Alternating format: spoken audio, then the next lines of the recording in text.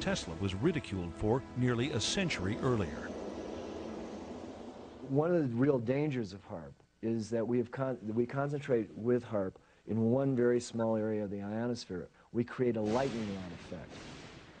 We create a lightning rod that can distort the magnetosphere of the planet, which is the magnetic shield of the planet. Not only are you sending energy into the ionosphere, but you're providing a path for energy to come back down out of the ionosphere.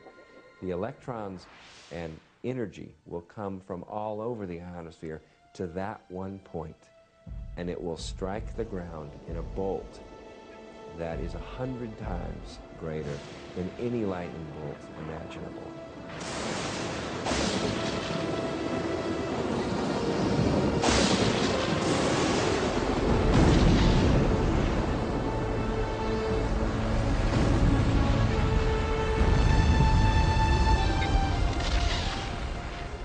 Kind of like 3 or 4 Mount St. Helens volcanoes going off each second. The true power of HAARP technology is not yet known, and there is no civilian monitoring agency.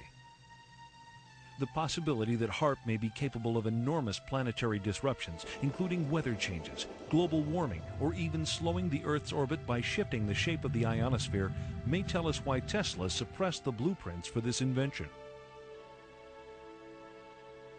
He stopped his power shield defense project in 1905 because he realized that such a resonant system of 5 towers around the globe could cause a tremendous destruction of humankind. Not long after, Tesla's money runs out. His main supporters either die or sever relations. As his anonymity increases, he continues with even more esoteric research. He was very much concerned with being able to utilize the phenomenon of resonance to do certain things, not the least of which was to destroy certain materials. And that was evidenced later on by that experiment he did on Wall Street, where a new building, steel building, was going up, and he tried out one of his resonators, nothing more than a mechanical vibrator. It was battery operated, and set up a resonance in the steel beams to the point where it kept building up, like pushing a kid on a swing, you know. Keep pushing, and a little push will take it a lot further every time. And he almost brought the building down, scared the people who were working on it. They thought they were having an earthquake. And they went down and called the police and everything else. Tesla got a little bit scared and picked up his equipment, put it in his pocket, and went home. He had one other unfortunate incident, which today we would laugh at, but was very serious at the time. He picked up radio signals from space. You know, we know today, of course, that planets radiate RF noise and so forth. But when he announced this, it just caused a sensation, and all the scientists said immediately, "What a kook, you know, what a idiot." There were rumors you went to Colorado Springs in order to contact Mars. Is that true? I never intended to.